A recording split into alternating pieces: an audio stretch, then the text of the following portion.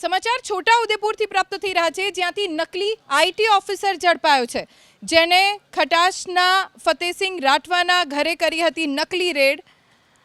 26 જાન્યુઆરી 2023ના રોજ વડોદરાના તાંદલજાના એજાઝ શેખે ફતેસિંહના ઘરે પહોંચીને તેમને ધમકાવ્યા હતા કે તમે પરવાનગી વગર દવા આપતા હોવાનું કહી 15 લાખ રૂપિયા પડાવ્યા હતા। હાલમાં પોલીસે એજાઝ શેખની ધરપકડ કરીને વધુ તપાસ હાથ ધરી છે। સમાચાર છોટાઉદેપુરથી પ્રાપ્ત થઈ રહ્યા છે, જ્યાંથી નકલી આઈટી ઓફિસર ઝડપાયો છે, જેને ખટાશના ફતેસિંહ રાઠવાના ઘરે કરી હતી નકલી રેડ।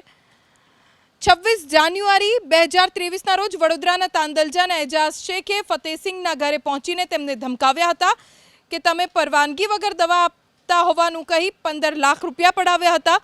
હાલમાં પોલીસે એજાઝ શેખની ધરપકડ કરીને વધુ તપાસ હાથ ધરી છે।